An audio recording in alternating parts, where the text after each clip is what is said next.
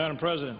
The senator from North Dakota is recognized. I ask that the quorum call be suspended. So ordered. Madam President, I rise to discuss national flood insurance today. Flood insurance is vitally important to our nation. It is vitally important to my home state of North Dakota. I know it is vitally important to our sister state of Minnesota, which you represent. Last year in 2011, flooding in North Dakota included flooding in the Red River Valley, which is the Red River of the North. And that included both sides of the border, certainly North Dakota, and as you can attest to, certainly in Minnesota as well. We also had flooding in the James River Valley, in the Cheyenne River Valley, in the Missouri River Valley. Also the Little Missouri River flooded in the very western part of our state. We had ongoing flooding in Devil's Lake, and we had flooding in the Souris River Valley. In fact, in the Souris River flooded. One of the communities that was flooded was Minot and the surrounding area. Now, Minot is a community of about 40,000 people. It's growing rapidly. I think it's the 8th fastest growing community under 50,000 in the country now. So it's a rapidly growing community, dynamic community. But it's 40 to 45,000 people, and last year we had to evacuate 12,000 people from their homes. More than 4,000 homes were destroyed or severely damaged. And in fact, FEMA, of course, has been in there helping. It is FEMA's third largest housing effort in FEMA history. The largest housing effort was after Hurricane Katrina, the second largest housing effort after Hurricane Ike. Third largest housing effort for FEMA in history is in response to the flooding in Minot, North Dakota. So, look, in my state we understand flooding. We understand the challenge, and we strongly support reauthorizing the National Flood Insurance legislation. No question. However, we need to get it right.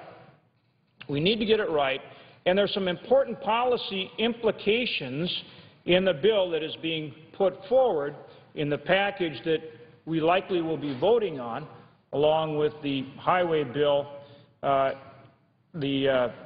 well as student loans.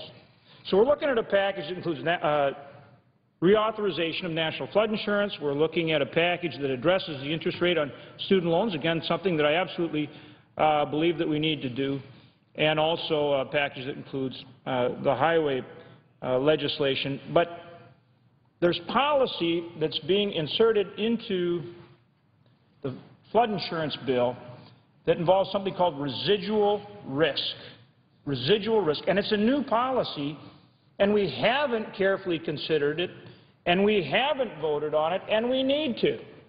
We need to vote on this policy provision. In fact, the flood insurance bill that was passed in the House did not include this residual risk provision.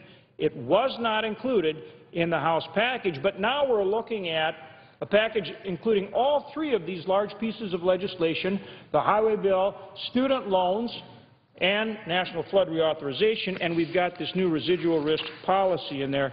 That is not the approach we should take, and that's what I'm here to address along with my esteemed colleague, Senator Pryor from Arkansas. And I want to thank him for his leadership on this issue. And in fact, Senator Pryor and myself have an amendment which would specifically address this issue. This issue is in Section 107 of the National Flood Insurance legislation, and that is exactly what we address, and I think we address it the right way. So it's very important that we have opportunity to vote on this important issue. And so let me talk about it in just basic, straightforward, common sense terms. Okay, concept is residual risk. What we're saying is we need to have a separate vote on residual risk. That needs to be struck from the flood insurance reauthorization.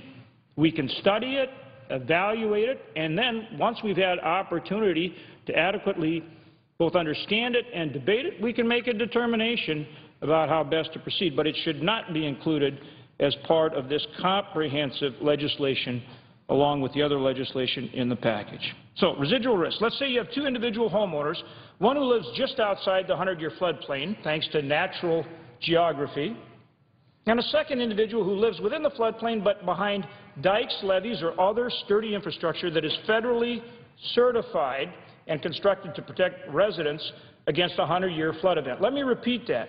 That is federally certified by the Corps and constructed to protect residents against a 100-year flood event. Now, under the under the flood insurance legislation, as it's currently written, one of those residents, the one behind the certified flood protection, will be required by federal law to buy flood insurance. But the one living outside the 100-year floodplain won't, even though they have essentially identical risk. So in short form, the individual behind the certified dike or levee required to buy flood insurance, the other individual who is in essentially the same situation but natural topography or natural geography rather than certified protection, that individual is not required to purchase flood insurance. One is protected, so to speak, by the natural landscape. The other is protected by good, solid engineering and an understanding of the risk involved and what it takes to protect against flooding. But only one of them has to buy flood insurance. Madam President, that's not fair. First of all, homeowners and businesses are already paying for flood protection through the infrastructure they've elected to build to protect themselves and their property. So they're already paying for it when they build that certified infrastructure. Nobody is more aware of their flood risk than individuals in those situations, whether it's their home or their business. Communities that have already invested in flood protection infrastructure now, in essence, are going to be in a situation where they're paying twice for flood protection. Yet the Johnson-Shelby substitute would force those communities to pay essentially every year for that flood protection. They would first pay for the infrastructure that they've already paid for through their local taxes, and again, then each year through a government-mandated insurance purchase of flood insurance. Further, federal, state, and local governments invest billions of dollars nationwide in flood protection infrastructure. In my home state of North Dakota, communities like Minot, Fargo, Bismarck, Mandan, Jamestown, and others are all working with local, state, and federal government to build and or fortify literally hundreds of millions of dollars worth of flood protection. This substitute amendment will seek change, will ignore that.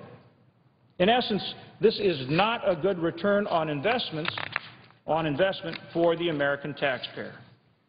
And the mandatory flood insurance purchase will have a harmful effect economically on communities already contending with flood risk, or worse, communities already in a flood recovery mode. A mandate to buy flood insurance will discourage businesses from building or rebuilding in an area certifiably protected with flood protection. That will reduce a community's revenue base and impede new opportunities to create jobs and economic activity, often in a community already struggling to recover its economic base.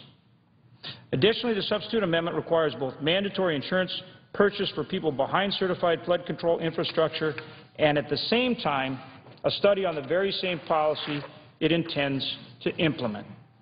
We shouldn't be enacting a provision into law until we understand its implications and its consequences.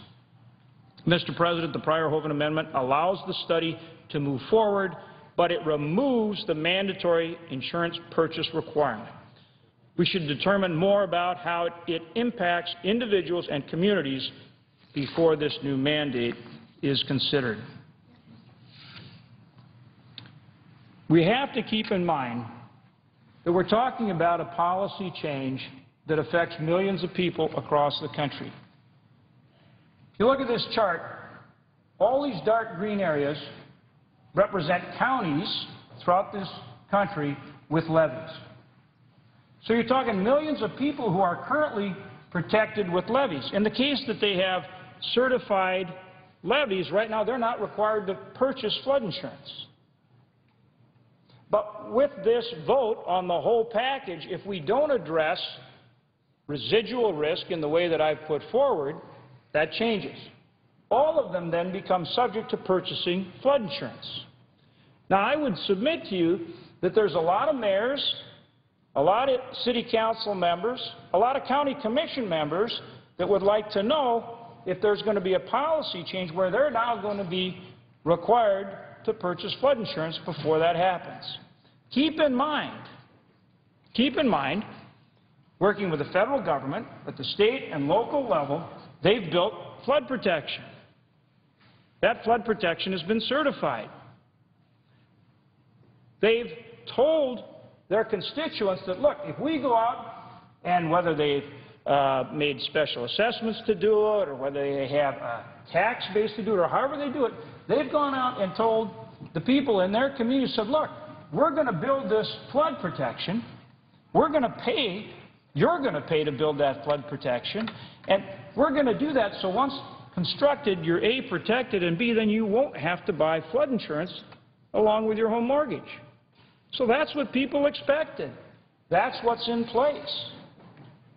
And my simple point is, before we change that, we better go out and talk to them. We better go out and tell them. We better go out and say, hey, you know, the way flood insurance works, it's going to change. And when you were told that if you built that flood protection, then you wouldn't have to buy flood policies, that's now going to change. That, in fact, you will have to buy a policy under this residual risk, under this new approach.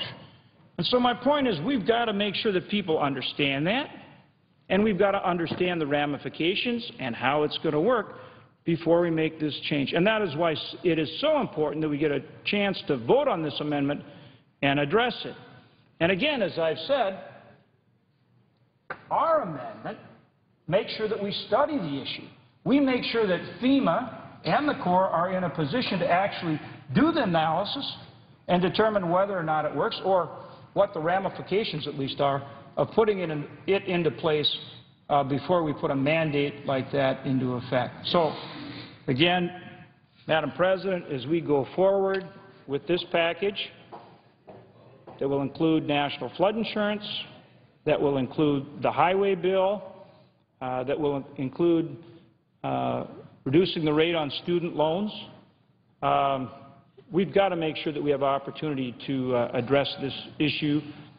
It's not only basic fairness in terms of how the Senate works, but it's also a fundamental issue of making sure that we are letting our constituents know, that we're letting the mayors out there, the county commissioners, the city commissioners, and the citizens themselves who have counted on flood insurance working a certain way and who have built flood protection, certified flood protection, paid to build certified flood protection, that, hey, there may be a change coming, and give them a chance to weigh in.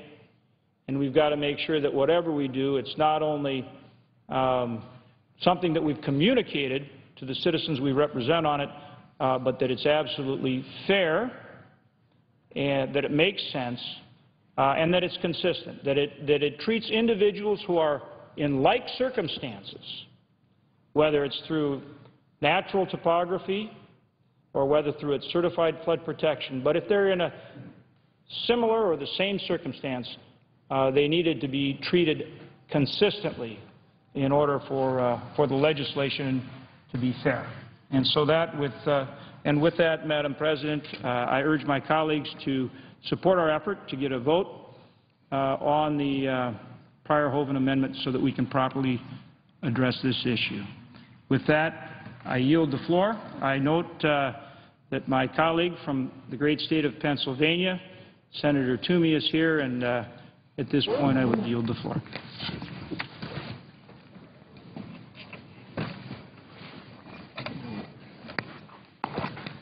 I'd like to use that, sure.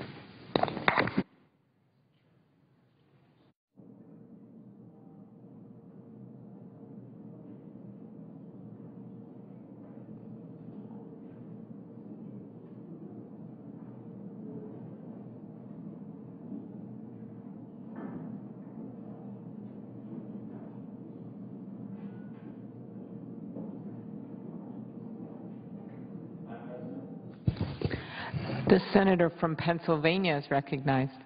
Thank you, Madam President. I rise to address the same point, same topic that's been under discussion this afternoon by Senator Pryor and Senator Hoeven and others. And I really strongly share the concern that they have registered. I think we have seriously flawed legislation in the form of this flood insurance reauthorization bill. And I think we're kind of compounding our problem by apparently inserting this into a transportation conference report rather than doing what we ought to do on the Senate, which is let's have a debate about flood insurance. I think this is easily qualifies as a sufficiently important and substantive topic that we ought to bring it to the floor under regular order and consider the underlying policy, including the profound change in policy that's contemplated by the underlying bill, and a very important amendment that Senators Pryor and Hoeven have provided the leadership on, and which I'm a co-sponsor of, which I think absolutely deserves a vigorous debate and I would like to see passed. One of the many concerns I have about what we're doing now is we're taking this flood insurance bill, and apparently some are considering this bill to be at least a partial offset to some of the expenditures contemplated in the transportation bill. Now, for the life of me, I can't understand how this could possibly be a legitimate offset for spending. If it's a legitimate offset for spending, then that means it's net new revenue. But we're told that this bill is supposed to be actuarially sound. It's supposed to be revenue neutral. The premiums being charged for this flood insurance are supposed to just equal out the payments that will have to be made in honoring claims against this fund. So I don't understand how that nets out to a source of net revenue that can be spent somewhere else. How many times can we spend the same money? The insurance premiums that are collected are supposed to be collected to honor the liabilities that the federal government's taking on by virtue of this program. So how can it also go to pay out for transportation projects? I don't understand that. I also think that there's a real fundamental problem that Senators Pryor and Hoeven have addressed, and that is this huge expansion of this mandate. We have in this underlying bill a federal mandate that forces people to buy homeowner insurance. And it forces a new category of people to buy flood insurance, and the new category are those people who live behind a levee or a dam. Now, a lot of folks have contributed a lot of money over many years to building levees and dams precisely so that they would be protected from the risk of floods. And in fact, that works every day all across America. And yet we're going to ask those people to also have to pay as though there were no levee there. This strikes me as a profoundly flawed approach. It completely ignores the investments that these communities have made for years, and in the process it discourages future flood mitigation measures. It discourages the maintenance of existing levees and dams. It discourages the building of additional ones. I think this is a bad idea. It's bad to create these kind of incentives. And I will say, candidly, this disproportionately has an adverse effect on states that have, over the years, a long history of building levees and dams. Pennsylvania certainly would be among those states. If you look at this map, it shows the counties in which there are levees and dams, and almost the entire Commonwealth of Pennsylvania is shaded in because we've got levees and dams all across the Commonwealth. And they work and they hold. And people have invested to have that security, that protection. And frankly, there are a lot of communities that would like to have additional levees and dams to have more protection than we have today. And what this measure would do would say, well, don't do that. You know, what good does it do? You're still going to have to pay for flood insurance. So I think this is a badly flawed approach. And finally, let me just say once again, there's something very wrong with this process. This is a big deal. To ask 1 to 2 million additional Pennsylvanians to not ask, to force them into a program where they would be forced to buy an insurance product whether they want it or not. By the way, nothing stops them from voluntarily choosing to purchase flood insurance, but that's not what this bill is about. The bill is about forcing them to buy this product. And to think that we're going to create this huge new mandate on what could be 2 million Pennsylvanians alone, many more millions across the country, to do it without a full debate on the Senate floor, without the opportunity to consider this legislation, without the opportunity to consider and debate and vote on amendments, I think is a big mistake. So I would urge my colleagues to take a look at this map and to consider strongly insisting that the Transportation Conference report not include this legislation and that we proceed under regular order to debate a very important measure, which would be the reauthorization of the flood insurance program. And with that, Madam President, I yield the floor.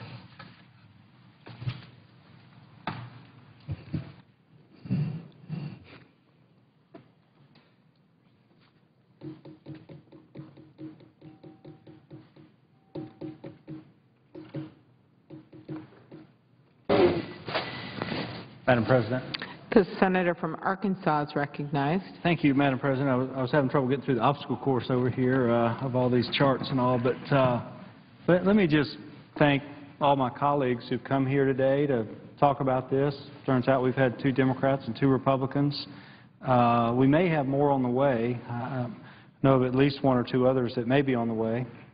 And I'd just like to say thank you to them for their assistance here, but also more importantly, I want to thank them for doing a great job of representing their states well, because when you look at their states and the number of levies they have in their states, the number of people who will be adversely impacted by this, this is a very significant piece of legislation. It deserves debate.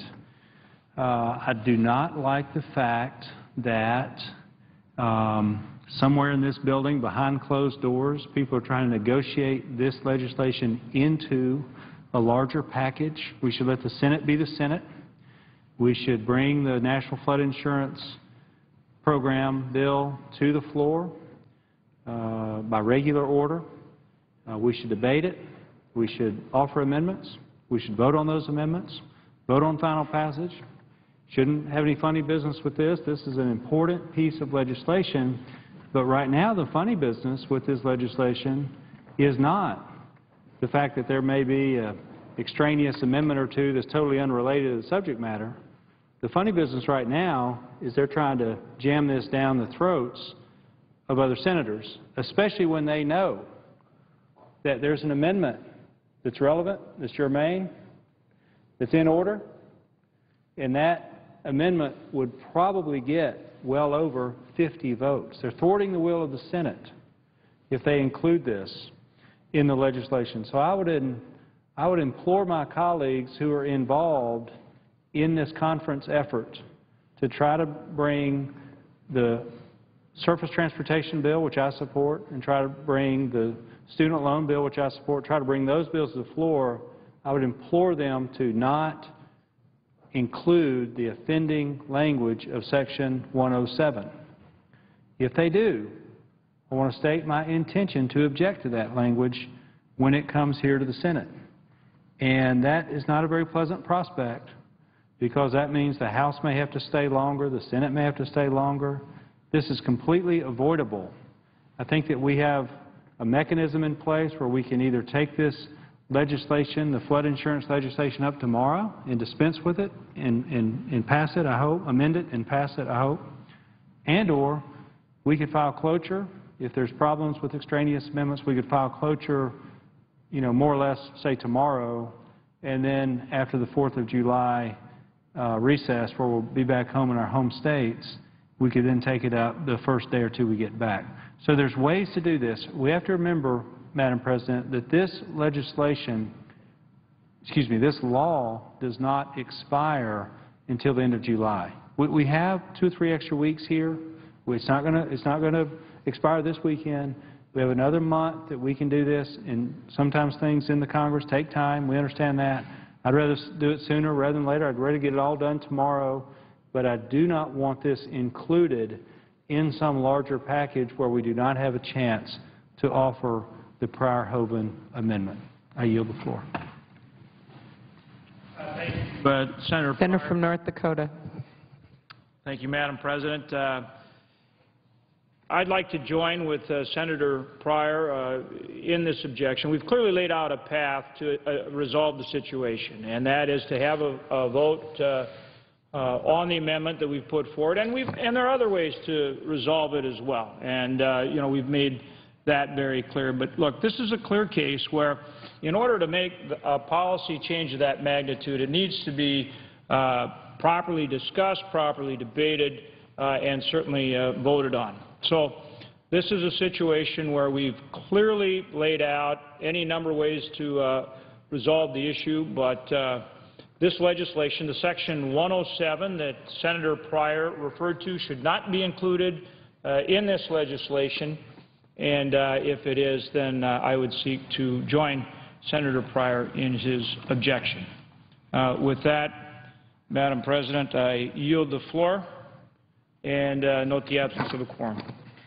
The clerk will call the roll. Mr. Akaka.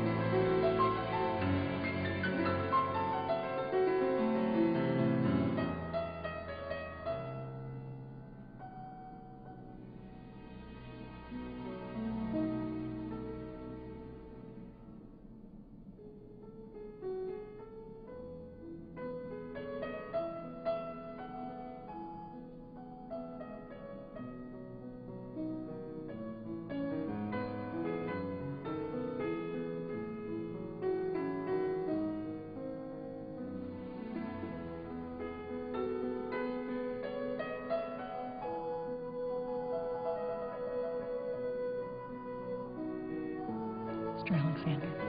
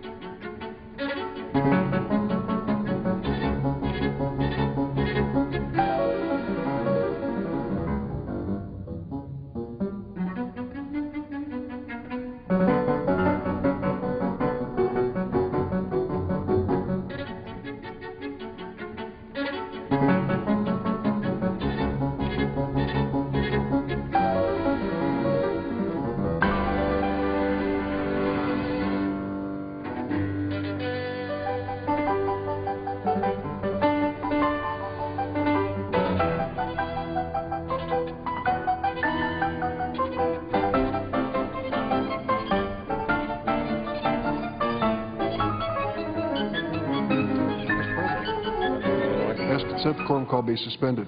Without objection.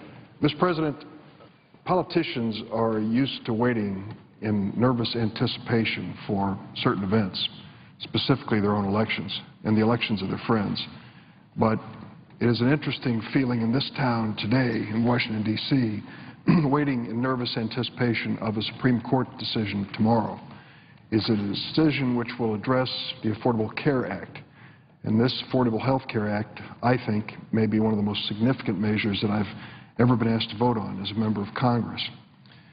Tomorrow, the United States Supreme Court will hand down its decision on the Affordable Care Act. It could be one of the most consequential decisions handed down by the court in my tenure in Congress and maybe even longer. It's consequential not just because of the politics in Washington. No, the decision will have consequences which will affect people, the lives of millions of Americans across the country. First, some basic facts. According to the Nonpartisan Congressional Budget Office, the Affordable Care Act will reduce the deficit over the next 10 years by over $200 billion, and then another $1 trillion in the second decade. This is an important measure to reduce health care costs, reduce government outlays, and reduce the deficit. So the decision of the court will have an impact on that particular element. The law does a number of specific things to reduce health care costs while saving lives. Because of the Affordable Care Act, preventive services for many Americans are now free. In Illinois, my home state, last year, 1.3 million people on Medicare, and that's about 10% of our population, and 2.4 million people with private health insurance received preventive care at no cost. This is important because preventive services like mammograms, cholesterol screening, can really help lower costs, prevent illness, and save lives. And on the subject of prevention, Mr. President, the law provides help for states with their prevention programs. Programs, for example, that try to discourage kids from smoking. Programs that detect and treat diabetes at an early stage. Heart disease, arthritis, so many other areas that can be treated successfully if there are preventive efforts. Another reason this law is important because of lifetime limits. Before this law was enacted, insurance companies routinely told families, sorry, you hit your limit. We're not going to pay for any more of your chemotherapy or your premature baby's illness. People didn't know there was a limit until it was too late. The law changed that. Because of this law, 4.6 million people in my state, Illinois, 4.6 million got the care they needed last year without having to worry about the insurance companies cutting them off, saying they reached the limit. Now, in these tough economic times, many young adults are having trouble finding work. Another thing this bill did was to extend the coverage of family health insurance to cover those through the age of 25. Because of the Affordable Care Act, parents can keep their kids under their policy until the young people reach the age of 26. Across the country, 2.5 million young adults, including 102,000 in my state of Illinois, have been able to stay on their parents' insurance plan. The law also requires companies to spend more of their money on actual health care. You might think that's obvious, but it turns out it isn't. The law says insurance companies have to spend at least 85% of their premiums on health care rather than spend it on advertising, overhead, or executive compensation. $61 million has been returned in my state to over 300,000 people in the form of rebates because of this medical loss ratio, 85% to be spent on health care. That's money that flows back to families and individuals and businesses. The Affordable Care has had a profound impact on seniors and those living with disabilities. Because of this law, seniors and those living with disabilities in the Medicare program in Illinois have saved more than $155 million on prescription drugs.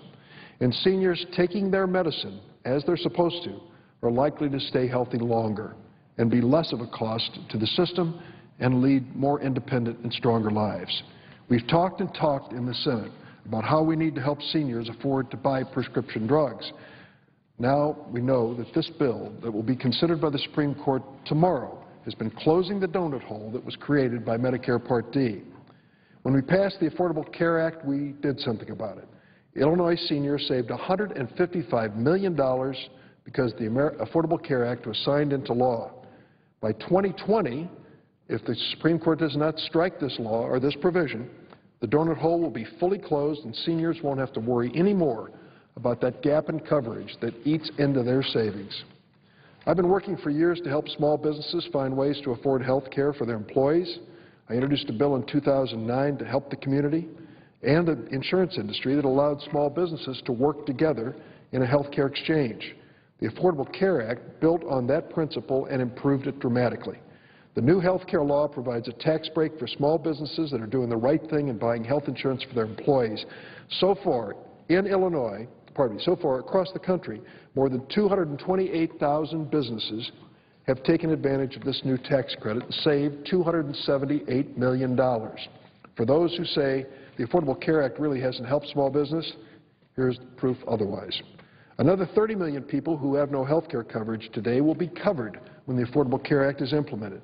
By 2019, 15 million of those will be able to participate in Medicaid, and the states won't be left on the hook. The Affordable Care Act provides help to the states for the first several years. The Affordable Care Act provides much-needed assistance to community health centers, centers like the Erie Family Health Center in Chicago. In fact, because of the $650,000 grant from the Department of Health and Human Services, Erie is going to open up a new health center in Evanston, one that's desperately needed. So, Mr. President, these are but a few of the reasons why the Supreme Court, I hope, will uphold this law to continue to help move us toward a day when the rate of growth in cost in health care is brought under control. We have a long way to go, but this bill is a step forward. For those who have campaigned from one side of America to the other, saying that they would eliminate the Affordable Health Care Act, which they derisively call Obamacare, let me tell them there are real people in Illinois and across the nation who have benefited from this act and will in the future. Now is the time for us to work together to improve the act where it needs improvement, but to use it as the basis for building a future of security and quality health care for all Americans. Mr. President, I ask unanimous consent. The Senate proceed to appear to morning business with senators permitted to speak therein for up to 10 minutes each. Without objection. I ask consent the Senate proceed to Senate Resolution 511 submitted earlier today. Clerk will report. Senate Resolution 511 commending